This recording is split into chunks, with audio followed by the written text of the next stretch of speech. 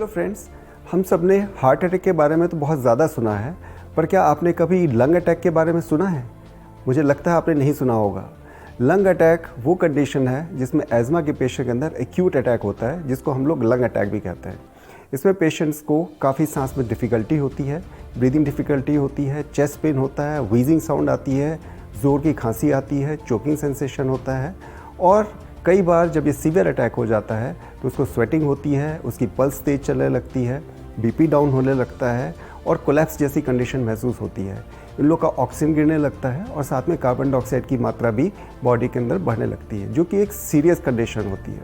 और ये देखा है कि लंग अटैक यानी एज़मा का जो सीवियर अटैक है वो उन्हीं लोगों को होता है जिन लोगों ने अपने एज़मा की डायग्नोसिस प्रॉपर्ली नहीं हो पाती है, या जिन लोगों को एज़मा की डायग्नोसिस होने के बाद भी जो अपना ट्रीटमेंट है वो प्रॉपर्ली नहीं करते हैं।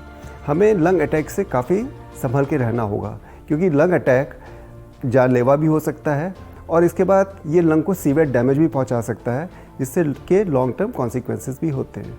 इसलिए बहुत ज़्यादा ज़रूरी है कि आप अपने एज़मा की diagnosis as early as possible कराएं और उसका ट्रीटमेंट नियमित रूप से डॉक्टर की सलाह के अनुसार लेते रहें। हमें ये जानना होगा कि एज़मा के ट्रीटमेंट के लिए कुछ प्रिवेंटिव इन्हेलर्स होते हैं। उस इन्हेलर्स को अगर हम रेगुलरली यूज़ करेंगे तो फिर हम इस तरह के लंग अटैक या सीवियर अटैक ऑफ एज़मा से बचे रहेंगे।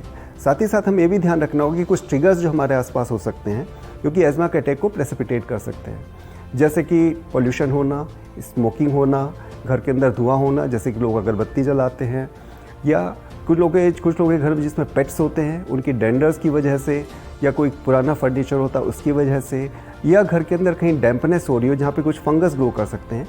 ये सब लंग अटैक करने के प्रमुख कारण हो सकते हैं। इसलिए एज़मेटिक पेशेंट्स को बहुत ज़्यादा इंपॉर्टेंट है कि अपने आसपास साफ़ सफाई रखें, हैंड वॉशिंग करते रहें, पोल्यूटेड एरियाज़ को अवॉइड करें। अगर आपको बाहर निकलना है तो मास्क ज़रूर पहनें, बार बार हाथ धोते रहें और अपनी प्रिवेंटिव मेडिसिन कुछ टाइमली ज़रूर लेते रहें।